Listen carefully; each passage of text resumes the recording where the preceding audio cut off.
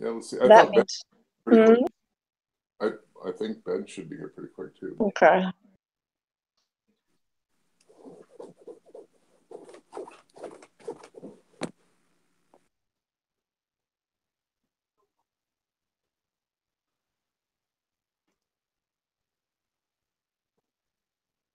So I don't know who are football people or whatever, but I'm staring out a fourth floor window in a hotel room at the Green Bay Packers stadium. How's that for anybody? Wow, seriously, that is cool.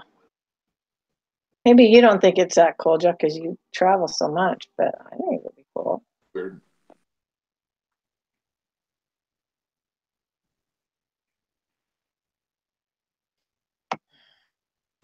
Does everybody have the group group quiz pulled up and ready to Yeah, go? should we go ahead and start? And Roman, since you already know the answers, we're going to let you run the show. Okay. Okay, is that okay with everybody else? I think Good. it's okay with me. Okay, okay, Roman. So we all know what the first two questions are. So do you want to start with the third one? I'm assuming I got this one right. So basically, the question is, what are the two requirements that you need for dealing with independent samples? And it says it right out in the text that what you need is a simple random sample drawn from each population, and that X needs to be normally distributed for each group. All right. Okay, that was pretty easy. Okay. Okay, everybody got that? So A and B. Okay. Okay. And then the test statistic for a hypothesis test comparing two means with independent samples is, I believe, a t-score. T-score, yeah. Okay. Got that. Yeah, agreed. Everybody good? Okay. Two Okay. samples are independent if, and this one I believe is knowing which subjects will be in group one tells you nothing about which subjects will be in group two. All right, exactly. Since they're not connected or they're not Yeah, that's why they're dependent. independent. It's the Yeah. difference between this and dependent. Yeah. Yep, correct. Okay, we're good. Everybody's good. Okay. So you have all the information here. I'll let you Okay. read that. So the dentist office bills. If you want to pull that up and enter it into the spreadsheet to kind of check my facts. Okay, I think that's a good idea. Just because I'm doing it now. yeah, just for my own practice. And I believe this is unit 2 and 4 spreadsheet link, and then the two sample t-test. Now, does it? I didn't read it well enough to know. I just put I said variable 1 and variable 2. So I just shoot.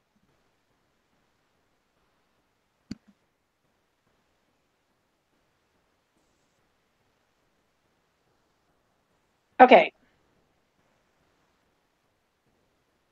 I got everything in there. So let's go with the question. So we got everything in there. It says, what's the degrees of freedom? Now Degree of freedom is one less than the number of samples, right? Well, the degrees of freedom is the degrees of freedom is the 37.996, isn't it? Where does it say that? On the spreadsheet?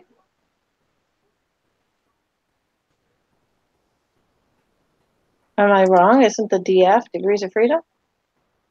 37.996, right? No? Yeah, that's what I have. Okay. What was the? Am I right? What was the answer for like one less than the population or one less than the number of samples? Yeah, now you're making me doubt myself. I remember that. It's like Right, but that doesn't that's not that. That was the the it wasn't the we were talking about the variable? Yeah. Anyway. Something. Okay. What was the answer? 37.996. Okay. Okay, because that's what Jeff and I have. Because we just put the numbers in and let it, that's what mine shows. So okay, mine too. So the sample standard deviation for Rexburg, I got 206.637. Yeah, it's variable too then, right? Yeah. Okay, 206 point, yes, that's what I got.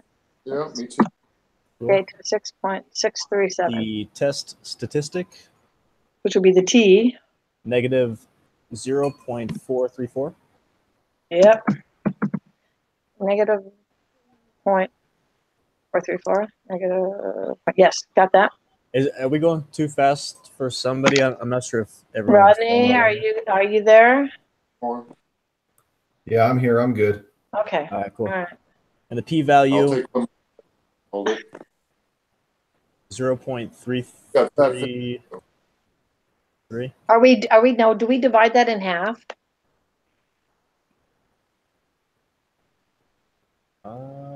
Where did you get the p-value? How much was the p-value? 0.333. And that's because you divided it in half. Does it do that automatically? No, I didn't know. Mine didn't do it. I'm just saying. Are you I'm supposed to? just. Well, okay. I know on certain ones you actually have to when it's independent. One of them where you have to actually divide it in half. Right, but are they going between two different types of programs, between an Excel and what is the other one, SS, whatever they are using? Or Okay, wait. Okay, so hold on, just to prove the point, because right now the p-value is 0.666. that's Is that what what I you got. have, Jeff? Okay, but if we put it in the, I can open mine up really Do you quick. guys have it the type of test as I think it was less than or something like that? Oh, you know what? Because I think when you change it, it goes to 666. Oh, you know what? That's Yeah, what the I did. confidence level needs to be 0.9 and the type of test is less than. Yeah, then it goes to 0.332, 3332. Wait, assume equal wait, type of test. Oh, I have, oh, it should be less than. Mm-hmm. I didn't read the whole question. Okay, sorry. Hold on. Okay, so it's 0.333, right? Yep. Yeah, I got that. Okay. Okay, what is it? Oh, go ahead. Correct decision based on the evidence, since the p-value is more than the Mm-hmm. level of significance, then we fail to reject the null hypothesis. Yep. Right. Okay. So then it said you would have to use the alternative hypothesis of the not equal to. So then would we change it to not equal to? Yeah. And then if that's the case, well then, So it's the same outcome, yeah. but we have to put it into words. I got Oh. one. We have insufficient evidence that the mean dentist bills between two cities are the same, or it might be that they're different. We have insufficient evidence. I mean, there's those I between the think two it's that cities. they're different, isn't it? Because let's see.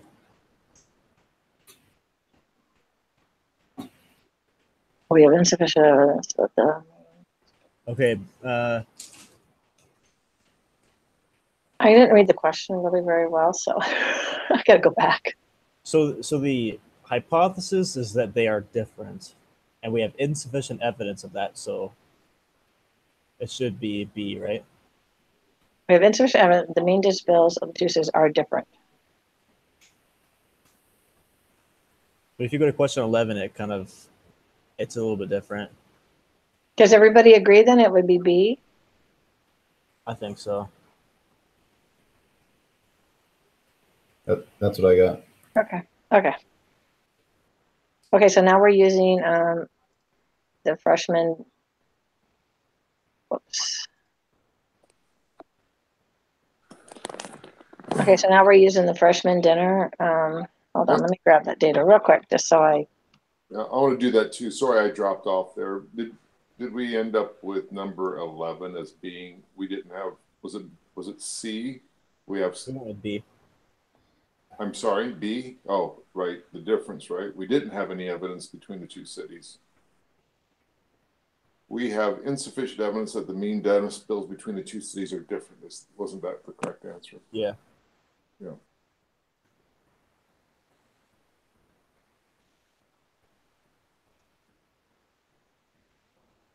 Okay. next one. Okay.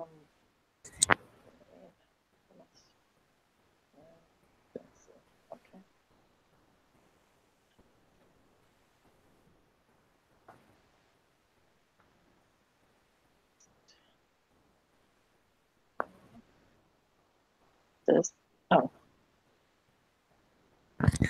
Okay.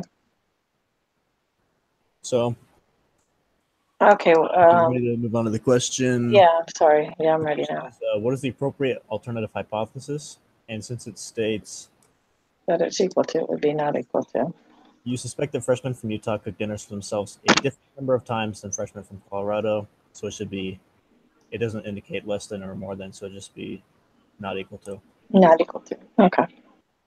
And this test statistic, I got Oh. 0.845. Yes, got that. P-value 0.411. Yes. Got that. Everybody good with that? Or one line? What was it? Typed in here a minute. Yep, it looks like that's correct. 0.845 on the T value, correct? Yep. Yes. Negative though? 845 for the T value, and then 0.411 for the P value. But the T value is negative, right? No. Yeah. Do you have the type of tests set as not equal to? Yeah. Now, what happens if we You have have? to make sure you swap the columns if you read the thing. So you couldn't copy the Colorado column, had to go before the Utah column. So that's going very. So So Colorado, the freshmen cook dinner for themselves a different number of times than in the Colorado. Oh. Really? Wait, so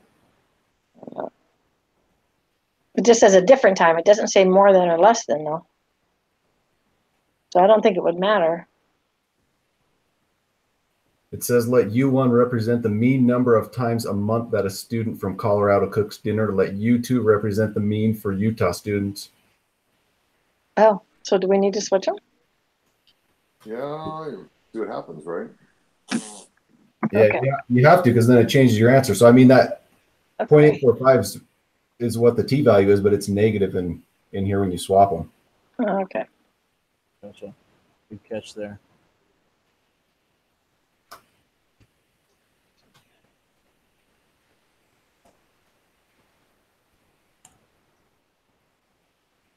Now, what happens if we have a couple of those extra with no? Well, I guess since they're not related, it probably doesn't matter because one has more test samples than the other, Yeah, it doesn't seem to affect it. right? I don't think it's gonna. Okay. Okay. So the point. Okay. So now that we've switched it, it's negative. Then it's negative 0.845, right? Yeah. So P value is Point. still greater than the test statistic or the level of significance. Hold on. And then the p-value is going to be still 0.411, right? That didn't change. Okay, so it was just a negative. I got to make sure I get that right. Good catch, Rodney. My gosh, I tell you what, that's why you're getting A's on there. I'm getting C minuses. So. Well, you get lucky every now and again. Okay, so we are going to again fail to reject the null. Since it's higher, right? Okay. Does the spreadsheet tell you the upper and lower bounds? Yeah, confidence center. We have the confidence intervals, and then yeah. Is that what that is? Uh-huh. Okay, so we can just put those in there and then figure out an easy calculation from there. Okay, so to determine. Oh, you want us to subtract? Is that where we subtract the 2 and then divide it by 2? You said. Yeah. One's a negative. You just got to find the difference between the two. 214 minus 5. Oh, well, you have to find basically just the middle of those two numbers. Yeah, I have a negative well, negative 1.467. But let me do it again. Somebody else trying it? Minus. So repeat how that's done again. You find the middle of those two numbers, and then what are we doing to get the upper and lower bound? Oh, obviously plus or All right, I minus. get it. Just divide and then divide it by 5.147 minus 2.214 divided by 2. So I think it would be negative. No, it's positive. It's 3.68. Why would it be but my confidence interval is negative 5.147. It would be a negative number. It'd be negative like 2.24 or 2.214 Right. minus a negative makes that a plus. So you're adding 2.214 plus 5.147, and you get 7.361. Divide that by 2, you get 3.68 rounded to 1, 3.681. But the reason that you do the upper minus the lower divided by 2 is because you need to find exactly the middle. In the middle, and that's not even in the middle. The middle will be a negative number. And so it probably doesn't work for every single situation. We just have to figure out how to find the middle of those two numbers. Because the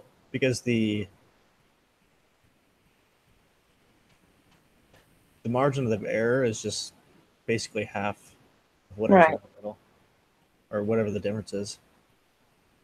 So you could say, you could find the difference between those two numbers and then subtract that from 2.214. So we can find that. So the middle of that is a negative 1.466. Does anybody else have that answer? Or? Yeah, that's what I have. So rounded, it would be 1.467. Negative 1.467. That's what I have. I'll bet you all lunch on it. Pardon me? 7. No taker? I did. No. I'm up for the. 2. I want to get. 2.14 plus 1. So, Rodney, repeat your I process. don't know. I'd like to hear it. So you're going to take those two numbers, which you take your lower or your upper, I mean, the 2.214, right, which is your upper, and then you're going to minus it from your lower. So when you minus a negative, it turns it into a plus. So you're basically taking 2.214 plus 5.147, and you get the 7.361, and then you're going to divide it by 2. Yeah, but the point is, the actual. we're trying to get the middle number, and that's not anywhere near them in between those two numbers. So no, you're trying to not find the middle. You're trying to find the margin of error. Right, which is in the middle of this. Because the lower bound and the upper bound are based on the margin of error. All right. They're exactly the same number. You're just trying to find the number. That's cool. Let's go with it then. What do you guys got? Actually, he might be right. No, I think you are right, actually. No. Say that again. I don't hear that very often. I'm married. So is there another way to figure out right. Can we calculate it real quick? Maybe that's what we need to do. 3.6805, right? Or 3.681? 3.681. Yeah. That's okay. So we got that calculator doesn't always work then, or does it still work doing it that way? Did we get it right last time? So then we have a 7.361, Rodney, you said, and then we're dividing that by 2? Yeah. 7.361. Yeah, that's right. So you get 3.680, right? Well, it's 05, so it rounds up. So 3.681 would be the margin of error. Yeah. That's good to know. That way, I come across that. Otherwise, we have to do it the long way, right? 1.96 times, and then do all that square, because we can figure it out that way, can't we? Yeah. So for question 16, we're going to put in 3.681, right? And then we're going to figure out the boundaries. So the lower bound is negative 5.147, right? Yeah. Okay, and then the upper bound is going to be 2.214, which is right. Okay. Okay, we got all the other answers then. Go ahead and submit it. I think that's everything. Okay. See how we did.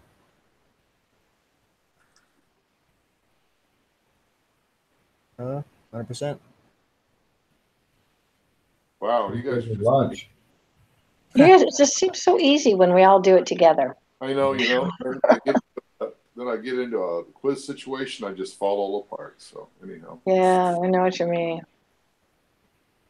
Perfect. Okay. Good job. Thank you, Rod, for straightening us out. Now we know in case we come across that one again. Okay, so we're good. Who's doing it next week? I can do it. Thanks so much. Who said that? Rodney? You said that? Yeah. Okay. Okay.